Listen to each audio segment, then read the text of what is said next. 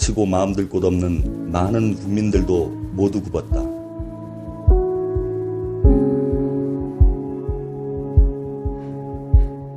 수많은 휘어진 이들이 발 곧게 펴고 사는 세상.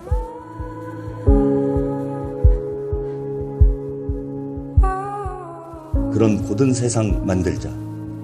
뜻 굳세게 세운다.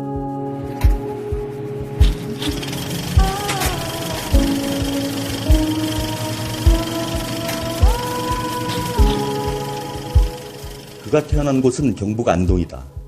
모두가 가난한 시절이었지만 유난히 더 없던 집이었다. 그래서인지 5남 4녀 중 누이 둘은 일찍 세상을 떠났다. 그가 10살 때 아버지가 돌연 집을 떠났다. 7남매와 엄마는 화전밭 옆에 남겨졌다. 너무 슬퍼 보이던 엄마의 얼굴에서 중학교 진학이 불가능하다는 것을 알 수 있었다. 그런 것을 알기엔 너무 어린 나이였지만 너무 쉽게 알 수 있었다. 초등학교를 졸업하고 7남매와 엄마는 고향을 떠났다.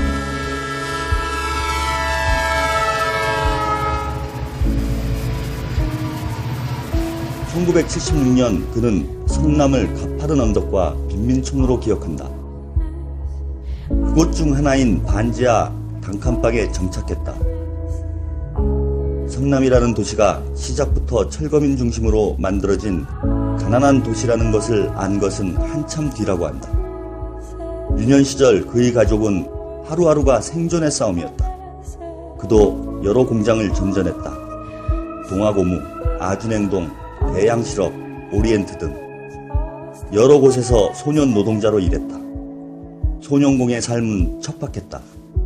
마치 고향 산비탈 화전 같았다. 열악한 시설, 구타와 모멸. 그때의 스린 기억은 아직도 손가락에 박힌 고무 조각으로, 냄새를 잘못 맡는 고장난 코로, 그리고 휘어버린 팔로 남아있다. 그의 눈엔 공장 관리자는 권력의 정점이었다고 한다. 고등학교 졸업장이 있으면 관리자가 될 수 있다는 것을 누군가 말해주었다. 그 공장 관리자가 되고 싶어 처절히 공부했고 고입, 대입, 검정고시에 합격했다. 하지만 그것만으로 그는 공장 생활을 벗어날 수는 없었다.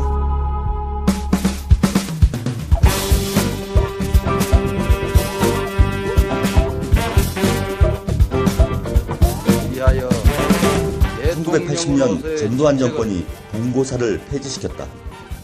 그래서 학력고사만으로 대학에 갈 수 있었고 장학생이 될 수 있었다.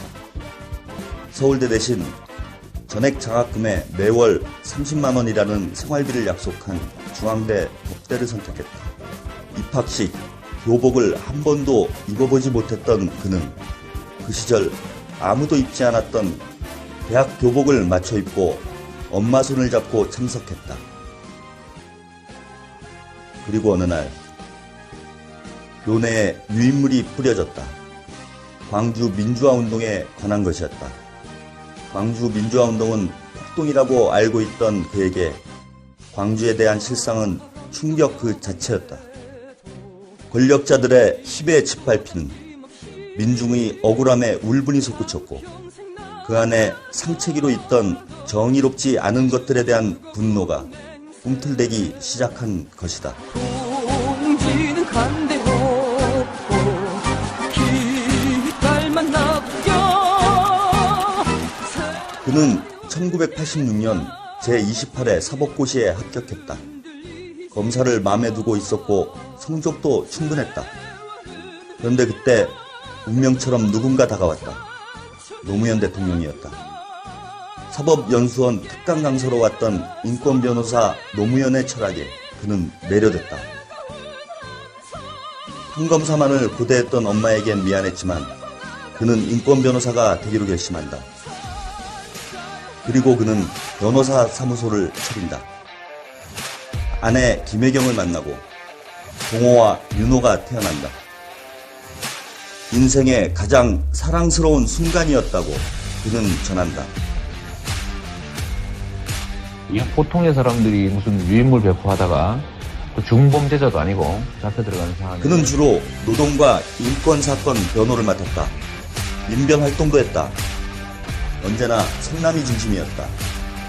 시민들과 뜻을 모아 성남 시민 모임을 창립했다. 본격적인 시민운동도 시작했다. 백궁 정자지구 용도 변경 특혜 의혹과 파크뷰 특혜 분양 사건을 파헤칠 때 정치 권력, 언론, 자본 등과 정면으로 싸웠다. 2004년 성남 본도심 대형 병원들이 문을 닫으며 당장 서민들은 의료 공백이 심각해졌다. 시민들과 함께 공공의료원 설립을 목표로 2만 명의 뜻을 모아 주민발의 조례를 만들었다. 47초. 시의회는 이 짧은 시간에 시민들의 의료 서비스에 대한 당연한 요구를 묵살해버렸다. 그는 사람들 없는 한 교회 지하에서 정말 많이 울었고 정말 크게 다짐했다. 내가 직접 시장이 돼 시립의료원을 만들겠다. 내가 직접 정의로운 권력이 되겠다.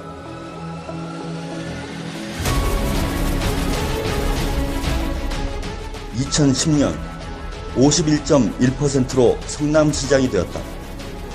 몇 번의 실패도 있었지만 결국 성남은 그에게 운명이었다. 6,500억 원, 시장이 되자마자 그 앞에 놓인 전 시장들이 남겨놓은 부채였다. 그는 바로 모라토리엄을 선언했고 허리띠를 졸라맸다. 그 당시 시민들도 많이 힘들었다. 하지만 그는 이른바 3+1 원칙인 부정부패, 예산 낭비, 세금 탈루를 없앴다. 시장실도 폐쇄하고 놀이터와 붓카페로 만들어 시민들에게 돌려줬다. 성남 시민들의 도움 없이는 불가능한 것들이었다. 시민들과 SNS로 끊임없이 소통했다. 생생한 시민들의 목소리를 들을 수 있었기 때문이다. 그렇게 성남시는 부채의 늪에서 탈출해 재정부도의 도시에서 재정건전의 도시가 됐다. 그의 임기 3년 6개월 만에 올린 성과였다. 2013년 결국 성남 시민의료원 첫 삽을 떴다. 그에겐 정말 소회 깊은 순간이었다. 2014년 세월호로 온 세상이 울 때 그는 55.1%로 재임에 성공했다.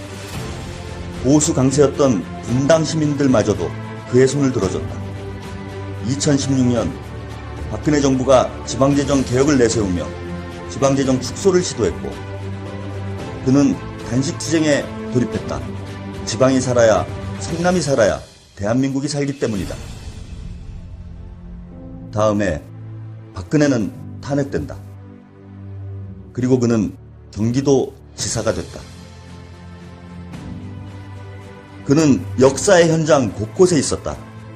그리고 그의 옆에는 언제나 성남 시민들이 있었다. 성남 시민들은 악질적인 가짜뉴스도, 청년배당, 산후조리, 무상복지 같은 과감한 정책도 돌파하고 성공할 수 있도록 늘 그의 옆에 있었다. 어찌 보면 그는 참 행복한 시장이었다. 시민이 주인인 성남 슬로건처럼 항상 시민을 주인 대접하는 그의 노력도 있었지만 그의 진심을 알아주는 성남 시민이 있었기 때문이다. 그가 성남을 떠난 뒤로 시간이 훌쩍 지났다. 잘 지내고 있는 것 같다. 우리는 늘 주인으로 대해준 그를 응원할 것이다.